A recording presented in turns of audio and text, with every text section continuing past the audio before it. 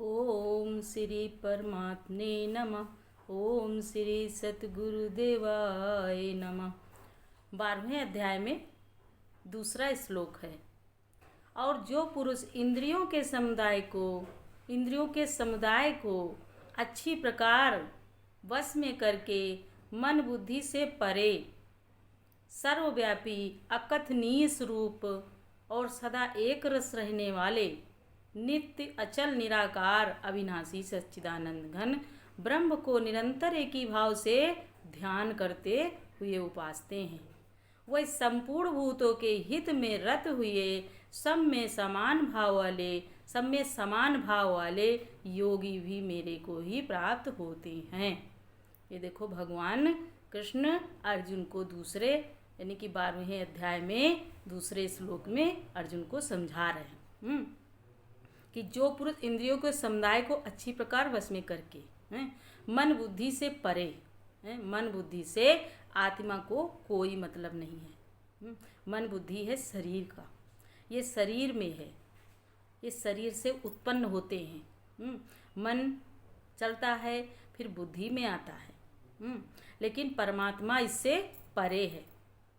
परमात्मा को शरीर के गुणों से कोई मतलब नहीं, क्योंकि आत्मा निर्लेप है। मन बुद्धि से परे सर्वव्यापी परमात्मा सर्वव्यापी है।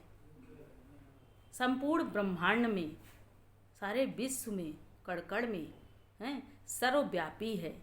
फिर बताते हैं अकथनीय स्वरूप, उसका कितना भी कथन किया जाए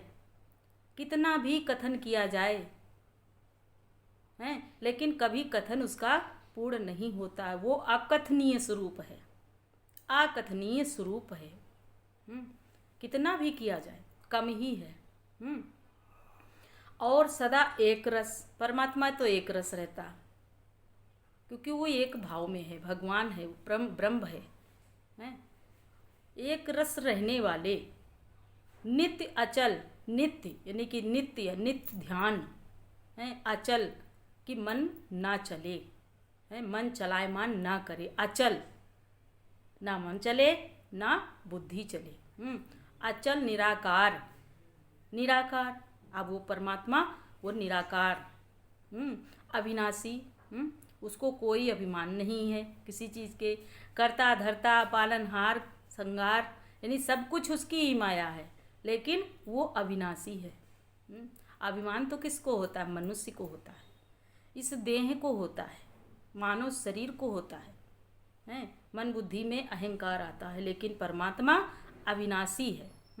सच्चिदानंद घन, सतचित आनंद यानी कि सतचित आनंद घन यानी सत्य है और चित यानी कि आनंद, सत्यचित चित में हमेशा वो उसके आनंद ही आनंद है।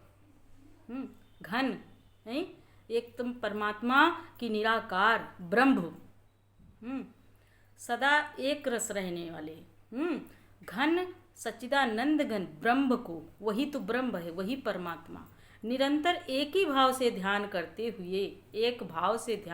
हुए उपासते हैं। वो इस संपूर्ण भूतों के हित में रत हुए सब में समान भाव वाले योगी भी मेरे को ही प्राप्त होती।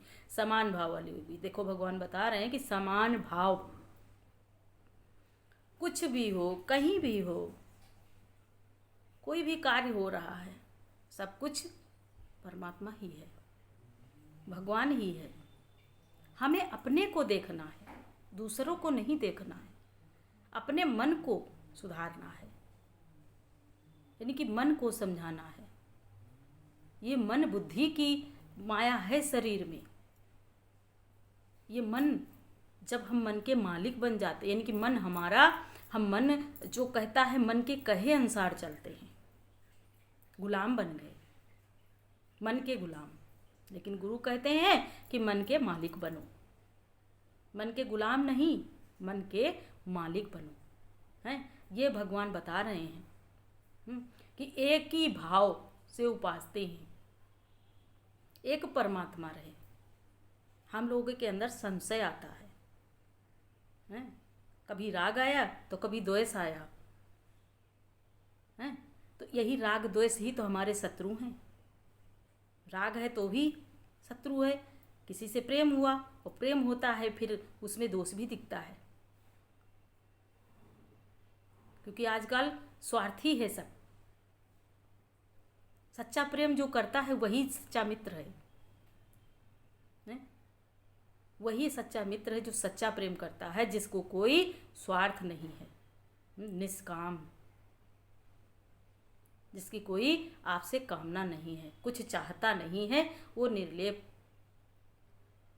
वो केवल प्रेम करता है। क्यों? क्योंकि भगवान देखता है, भगवान देख के आपको प्रेम करता है, आपसे कोई चाहना नहीं है।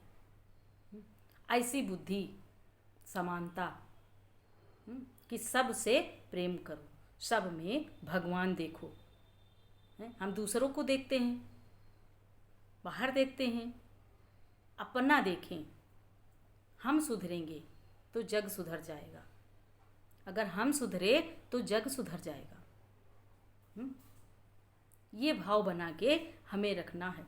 तो भगवान बताते हैं कि समान भाव वाले योगी, वो फिर योगी है, वही योगी है, और फिर वो परमात्मा को ही प्राप्त होता है। इसमें कोई संशय नहीं है, भगवान को ही प्राप्त होता है।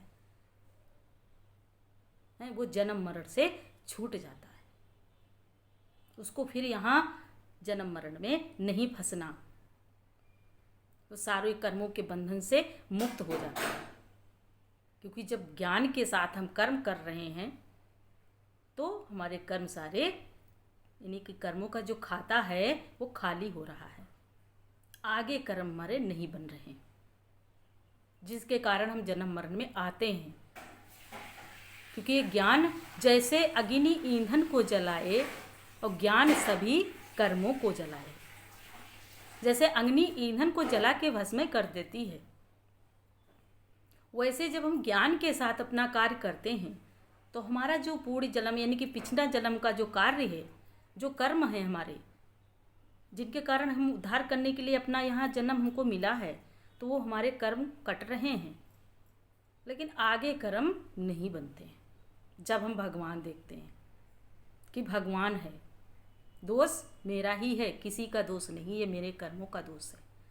किसी को दोष नहीं देते, कुछ भी होता है अपना ही दोष है, और है ही है अपना,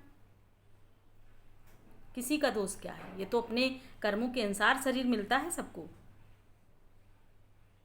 हैं? दोष हम दूसरों को देते हैं, यही हमारी कमी है। लेकिन भगवान बता रहे हैं कि समान भाव वाले योगी, समानता में हमें रहना है, जागृति में रहना है। ये गुरु के वचन, इसीलिए गुरु के वचनों पे जरूर बहुत ध्यान देना है, अपना कल्याण अगर करना है तो, सच्चा सुख लेना है तो, सच्चा आनंद पाना है तो, इसीलिए भगवान के वचन, गुरु के वचन जरूर सुने और जरूर ध्यान करें। हरि ओम तत्सत, हरि ओम तत्सत।